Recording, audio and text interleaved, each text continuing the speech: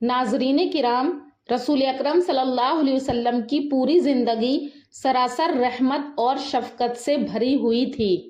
آپ صلی اللہ علیہ وسلم کی ذات گرامی صرف انسانوں کے لیے نہیں بلکہ جانوروں، پرندوں اور کائنات کی ہر مخلوق کے لیے رحمت تھی۔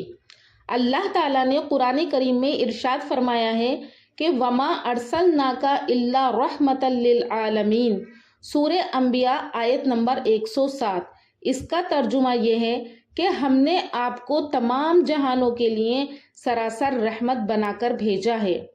یہ آیت اس حقیقت کو ظاہر کرتی ہے کہ نبی کریم صلی اللہ علیہ وسلم کی رحمت میں انسان، حیوان، چرند پرند سب شامل ہیں۔ تو آئیے آج بات کرتے ہیں نبی کریم صلی اللہ علیہ وسلم اور ایک ہرنی کے واقعے کے بارے میں۔ یقیناً یہ واقعہ آپ نے ضرور سنا ہوگا، اگر نہیں تو آئیے میں آپ کو سناتی ہوں۔ ویڈیو کو آخر تک ضرور سنیے گا۔ حضور اکرم صلی اللہ علیہ وسلم ایک دفعہ مدینہ طیبہ سے باہر تشریف لے جا رہے تھے۔ ایک یہودی نے ہرنی پکڑی ہوئی تھی۔ روایت میں آتا ہے کہ ایک شخص نے ایک ہرنی کو شکار کیا اور اسے رسی سے باندھ کر رکھا تھا۔ آپ صلی اللہ علیہ وسلم جب قریب سے گزرے تو اس ہرنی نے آپ صلی اللہ علیہ وسلم سے کہا کہ اے اللہ کے رسول، مجھے اس نے پکڑ لیا ہے۔ اس سامنے والے پہاڑ میں میرا بچہ ہے اور اس کو دودھ پلانے کا وقت ہو گیا ہے۔ مجھے دیر ہو رہی ہے، میری ممتا جوش مار رہی ہے کہ میں اسے دودھ پلا دوں۔ آپ مجھے تھوڑی دیر کے لیے آزاد کر دیجئے۔ رسول اللہ صلی اللہ علیہ وسلم نے اس کی بات سنی تو یہودی سے کہا کہ تھوڑی دیر کے لیے اسے آزاد کر دو، یہ دودھ پلا کر واپس آ جائے گی۔ اس نے کہا کہ بڑی مشکل سے تو میں نے اس کو پکڑا ہے، کیا آپ اس کے ذمہ دار بنتے ہیں؟ تو آپ صلی اللہ علیہ وسلم نے فرمایا کہ میں اس کی ذمہ داری قبول کرتا ہوں۔ چنانچہ ہرنی کو چھوڑا گیا۔ وہ اسی وقت چھلانگیں مارتی ہوئی پہاڑی کی طرف گئی۔ آپ صلی اللہ علیہ وسلم ابھی وہیں تھے کہ وہ دوبارہ بھاگتی ہوئی واپس آ گئی۔ یہودی ہرنی کی اس اطاعت کو دیکھ کر حیران رہ گیا، اور بعض روایت کے اندر یہ بات بیان کی گئی ہے کہ اس نے کلمہ پڑھا اور مسلمان ہو گیا۔ یہ واقعہ خطبات فقیر حضرت مولانا پیر ذوالفقار احمد نقشبندی کی کتاب میں موجود ہے، اور یہ واقعہ اسی طرح دوسری روایات میں بھی ہے، اور وہاں یہ بیان کیا گیا ہے کہ یہودی کے بجائے ایک دیہاتی، اور دوسری روایت میں کچھ لوگوں کا ذکر ہے جنہوں نے اس ہرنی کو باندھ رکھا تھا۔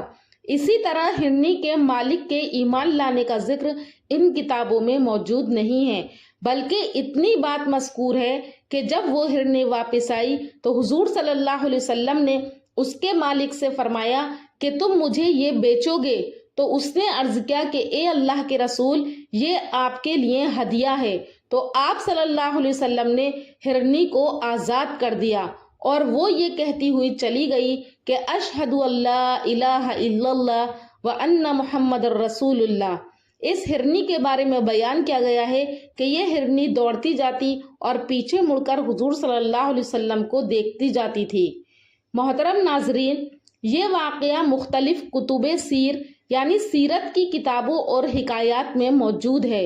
امام بہقی نے دلائل النبوت میں اور امام ابو نعیم اصفہانی نے دلائل النبوت میں ذکر کیا ہے، لیکن یاد رکھے محدثین کرام جیسے امام زہبی، ابن جوزی اور ابن حجر رحمۃ اللہ علیہ نے اس کو ضعیف اور موضوع قرار دیا ہے، یعنی یہ صحیح حدیث کے درجے میں نہیں ہے۔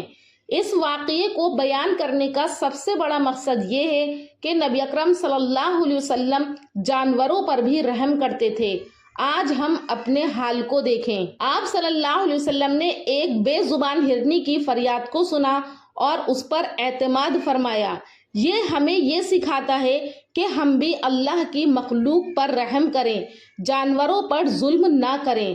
اگرچہ یہ واقعہ ضعیف ہے، لیکن یہ ہمیں حضور صلی اللہ علیہ وسلم کی رحمت اور شفقت کا ایک خوبصورت پیغام ضرور دیتا ہے۔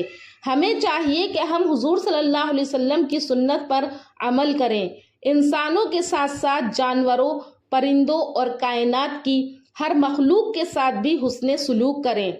आखिर में दुआ है कि अल्लाह ताला हमें अपने महबूब सल्लल्लाहु अलैहि वसल्लम की सीरत से सच्ची मोहब्बत अता फरमाए और आप सल्लल्लाहु अलैहि वसल्लम की तालीमात पर अमल करने की तौफीक अता फरमाए और आपस में एक दूसरे से मोहब्बत करने वाला बनाए। आमीन। दोस्तों, उम्मीद करती हूँ कि आपको हमारी ये छोटी सी वीडियो पसंद आई होगी। अगर पसंद आई है तो हमारे चैनल नूरी इस्लामिक ट्यूबर को ज़रूर सब्सक्राइब करें। कमेंट सेक्शन में अपनी राय का इजहार करें। इंशाअल्लाह फिर मुलाकात करूंगी एक और अच्छे टॉपिक के साथ अगली वीडियो में। तब तक के लिए अल्लाह हाफिज।